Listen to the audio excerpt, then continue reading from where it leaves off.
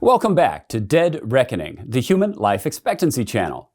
After reviewing the history of human life expectancy in our videos with red banners and the new life extending technologies videos with the green banners, you might be saying to yourself, hold on, couldn't a range of factors slow or prevent progress in extending human life expectancy? Certainly.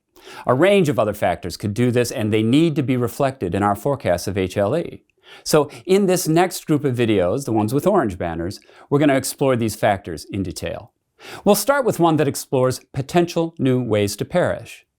New technologies and new ways to live commonly create new ways to die, which must be taken into account. Automobiles created traffic deaths. Carbon-based energy technologies caused deaths from pollution and global warming. Nuclear technologies created the possibility of nuclear Armageddon. This video reveals current best estimates from experts and other public sources and applies actuarial science to explore the types and magnitudes of death we might expect from genetic engineering and other new, potentially life-extending technologies. It also compares these to the risks of natural cataclysms such as volcanic eruptions, meteor strikes, and solar flares. We'll also have several videos on the ethics of new life-extending technologies, and there's a lot to cover.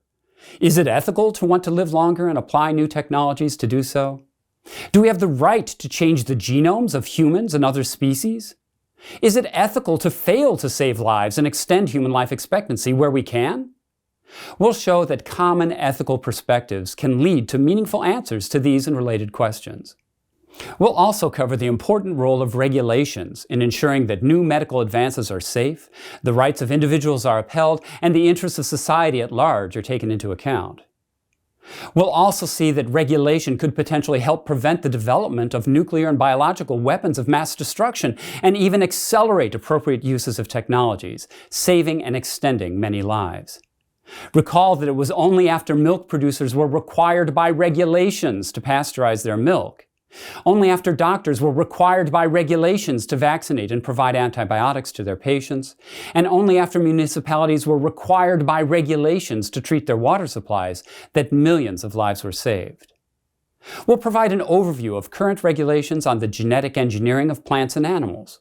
Then we'll focus on regulating human applications of genetic engineering, including genetic information protection, curing diseases and extending HLE, and even human reproduction. Then, even if the technologies are considered to be ethical and operate within accepted regulations, people simply might not want to adopt them due to their fear or lack of desire, or because of economic or other factors. Will people want to live longer? Will they be willing and able to adopt the technologies that could extend their lives? There's a long history of Luddites resisting new technologies and health advances, up to and including recent protests from anti-vaxxers resisting life-saving COVID vaccines.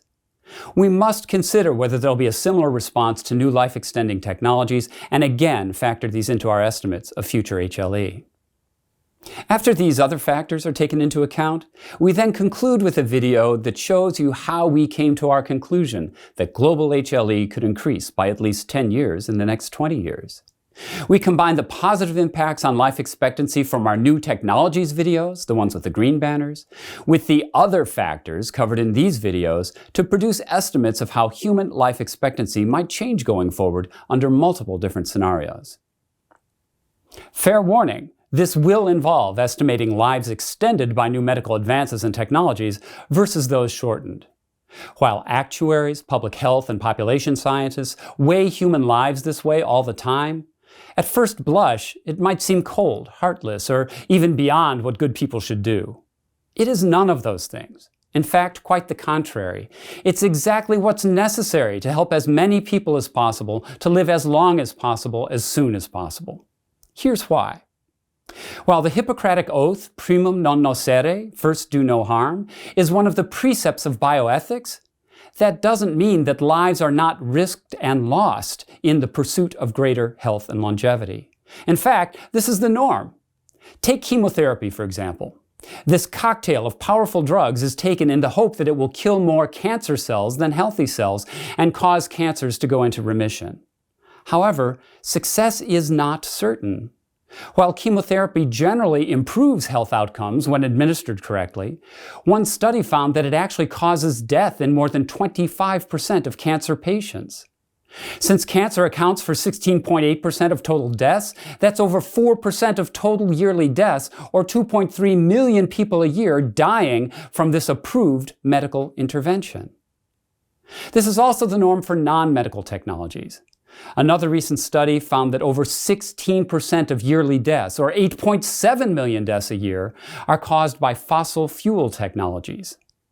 While many are appropriately exploring whether these deaths can be reduced by moving to renewables and other energy technologies, not a single country has proposed that energy production be dramatically reduced or eliminated to reduce these deaths.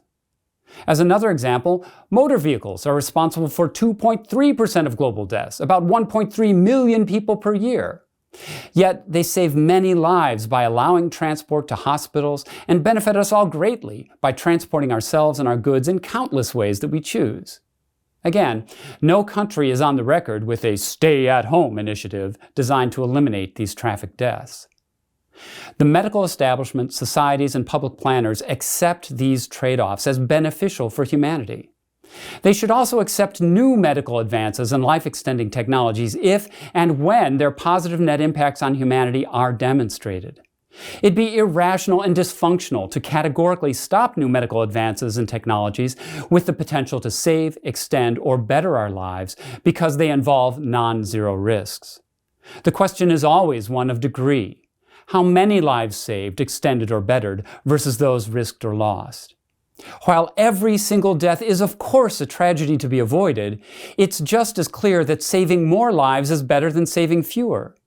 As we'll show, rather than being cold or heartless, this quantitative assessment of overall causes of death is necessary to allow us to make decisions that will help as many people as possible to live as long as possible, as soon as possible, which is truly a noble endeavor. And failing to do this is simply not ethically defensible. Accordingly, our dead reckoning process estimates the positive and the negative impacts of new technologies to forecast their effects on future HLE.